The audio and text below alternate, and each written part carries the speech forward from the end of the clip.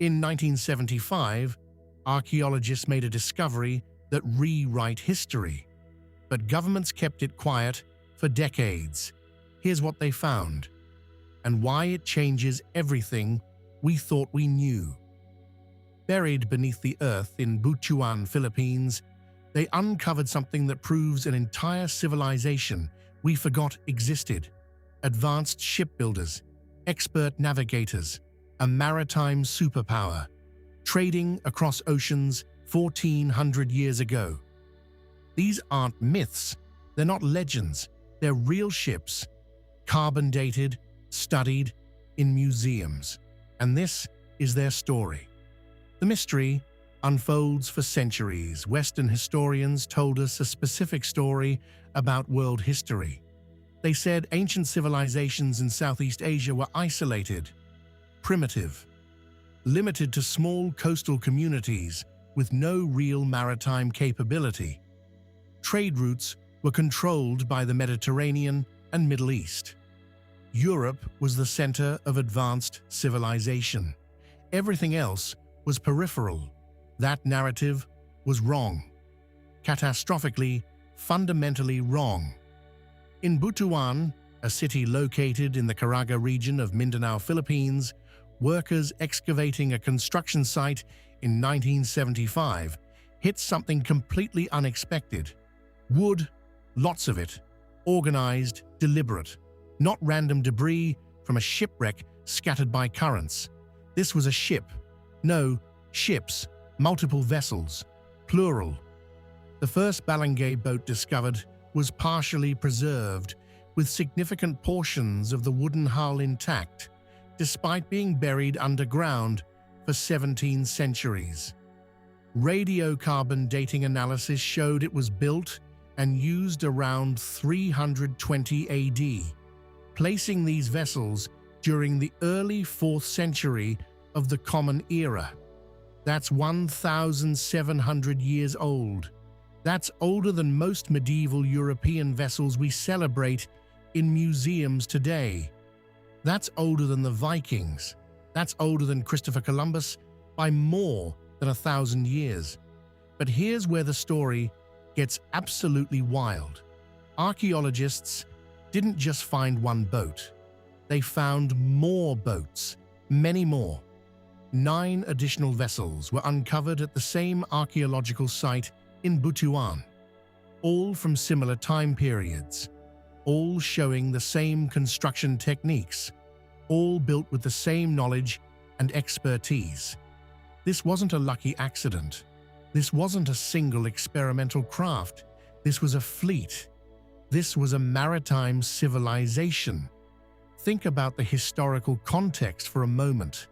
While Rome was fragmenting and losing control of its territories, while the Silk Road was barely being established in Central Asia, while Europe was slowly entering what historians call the Dark Ages, while most of the world was experiencing decline and chaos, the Philippines had a maritime civilization, building sophisticated ocean-going vessels, building them repeatedly, building them skillfully, building them for trade and commerce. Archaeological records confirm that Butuan was already an established port city and trade hub by 320 AD. Chinese historical records mention Butuan by name as a trading port. Indian merchants knew about it. Southeast Asian traders traveled there. But what wasn't understood, what historians completely missed, was that Butuan was the source of advanced maritime technology, not just a destination for traders from elsewhere. The people of Butuan weren't receiving ships from distant civilizations. They were building them. They were the shipmakers. They were the maritime engineers. They controlled the technology that enabled long-distance ocean trade.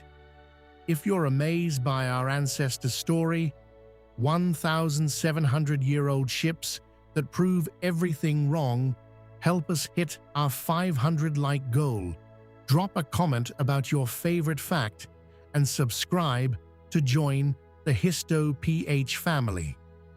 The engineering breakthrough. What makes these Balangay boats truly revolutionary and historically significant is exactly how they were built.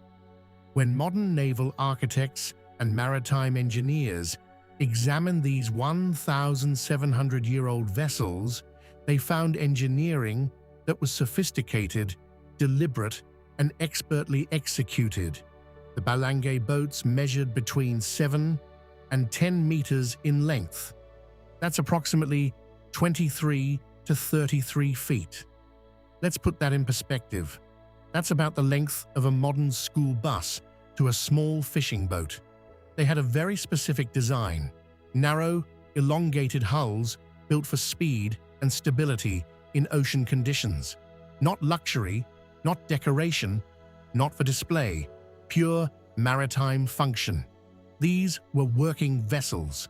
Here's the genius part that blows away conventional understanding. These ships used edge-to-edge hull construction, also called carvel construction in maritime terminology. Wooden planks were carefully fitted side by side and fastened together with wooden pegs and natural plant fiber that acted as caulking. No metal nails, no iron fastenings, no modern technology whatsoever. Just wood, engineering knowledge, and deep maritime expertise passed down through generations. The joints and connections were reinforced with wooden cleats, additional wooden supports that created what archaeologists call overlapping construction. This doubled the strength of the connection points. The interior of the ships featured wooden ribs running across the width, similar to how a skeleton provides support for a body. The entire design distributed stress and weight evenly across the complete hull structure. This isn't accidental. This isn't guesswork. This is engineering in the truest sense. Modern naval architects from universities and maritime research centers have conducted detailed studies of these ancient vessels. Their professional conclusion: these ships were sea-worthy in the most demanding sense. They could handle open ocean conditions. They could handle monsoon winds that could reach 60+ miles per hour. They could carry cargo and supplies for extended voyages. They could make long-distance journeys.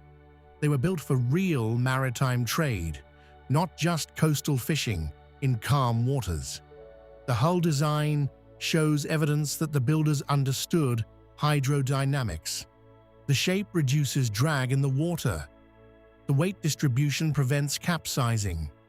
The construction method distributes the enormous pressures that water places on a wooden hull during storms and rough seas. Which immediately brings us to a critical question.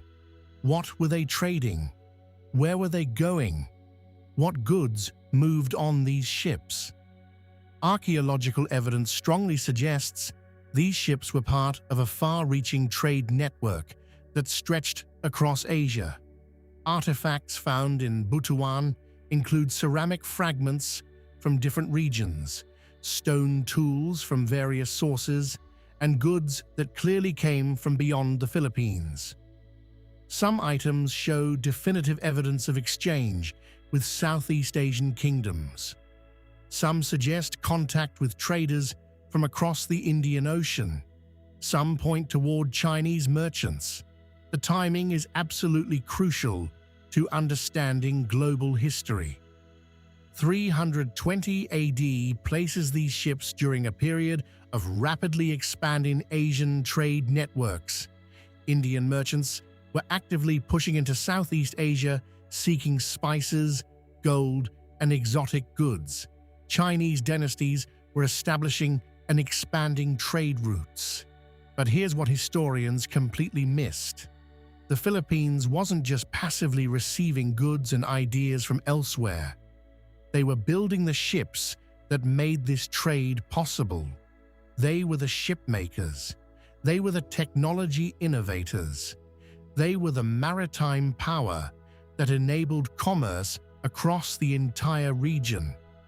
Let's compare this to European history.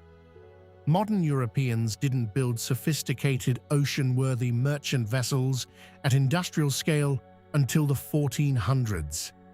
The Portuguese age of exploration is celebrated in textbooks as the moment when Europe discovered global trade and seafaring. Vasco da Gama is taught as a hero for reaching India by sea. But the Balangay builders were conducting sophisticated maritime trade 1,100 years earlier. They weren't discovering trade routes, they were establishing them. They were the original global traders. The Balangay boats prove that advanced maritime technology and international commerce were not European inventions. These were human achievements that happened in multiple places simultaneously. The Philippines was one of those places, and arguably one of the most advanced. The archaeological discovery and scientific study. The first systematic scientific excavation of the Butuan Balangay sites began in earnest during the 1970s. Dr. Sixto de los Reyes, a pioneering Philippine archaeologist, and his dedicated team recognized immediately what they had discovered. Not random wreckage from a forgotten shipwreck, but irreplaceable archaeological treasure that would rewrite maritime history. The excavation process took years. Each boat had to be carefully extracted from the earth without damaging the fragile wood. Sediment had to be removed grain by grain. Wood samples had to be collected for dating and analysis. Every plank, every peg, every structural detail had to be documented and studied. Over several years of intensive excavation work, the team recovered 9 distinct boats from a single, concentrated archaeological site. This wasn't boats scattered across different locations. This wasn't random discoveries over centuries. This was 9 ships found in relatively close proximity to each other, all from similar time periods, all showing the same construction techniques and maritime traditions. These weren't one-off experiments or prototype vessels. This was established maritime culture. This was an entire shipbuilding industry. The wood was carefully identified and analyzed. It came from traditional Philippine hardwood species, native trees that grew in the Philippines and were specifically selected for their properties: water resistance that prevented rot, durability that could withstand years at sea, workability that allowed skilled craftsmen to shape the planks and joints. The builders knew exactly what material they needed and knew precisely where to find it. They understood material science. Radiocarbon dating analysis dated the boats to the early 4th century AD, with some variation depending on which specific wood samples were tested and analyzed. The consistency was remarkable and significant. These ships weren't separated by centuries of historical development. They were part of the same maritime tradition, likely built within a few generations of each other by the same communities using the same knowledge and techniques. By the 1990s, one of the best preserved Balangay boats was carefully reconstructed by skilled archaeologists using traditional methods and materials when possible. It's now permanently displayed at the National Museum of the Philippines in Manila, where thousands of visitors can see it every year. Visitors can see the actual ancient vessel, touch the wood that was carved 1,700 years ago, understand the engineering that made it possible. The boat on display is essentially a full-scale reconstruction of the original, showing exactly how it would have looked when launched brand new 1,700 years ago into Philippine waters. It's jaw-dropping when you see it in person. When you stand next to it, your perspective changes. When you see the precision of the wooden joinery, the deliberate construction choices throughout, the clear evidence of master craftspeople who knew exactly what they were doing, it hits different. You understand viscerally that you're looking at the work of skilled engineers, not primitive people. This physical evidence can be examined by anyone. Scientists can study it. Students can learn from it. Tourists can see it. It's not hidden away. It's not secret. It's in one of the Philippines' premier museums, available for public education. Yet how many people actually know about it?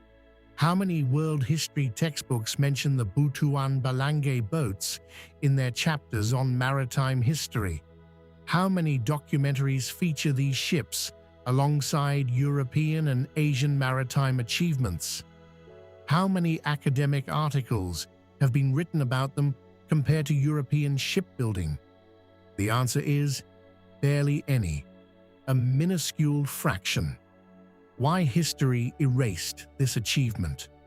This is the conspiracy that nobody talks about, the quiet erasure that shapes how billions of people understand world history, systematic historical erasure, and narrative control. For centuries, the dominant historical narrative was controlled by European and Mediterranean sources. History was written by those who had the power to write it down, preserve it in durable form, translate it, and broadcast it globally through education systems and media. If something wasn't written into European chronicles, if it wasn't featured prominently in medieval European histories, if it wasn't studied in European universities, then it was essentially forgotten by the Western-dominated world.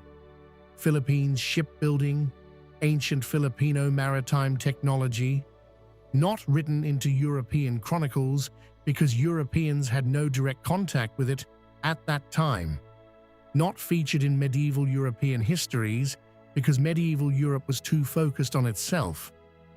So it was forgotten, erased from the historical record that was taught and shared globally. Our ancestors' stories don't end here. They're just waiting to be rediscovered. Smash that like button, share your thoughts in the comments, and subscribe to join the HistoPH family for the next epic chapter of our forgotten history.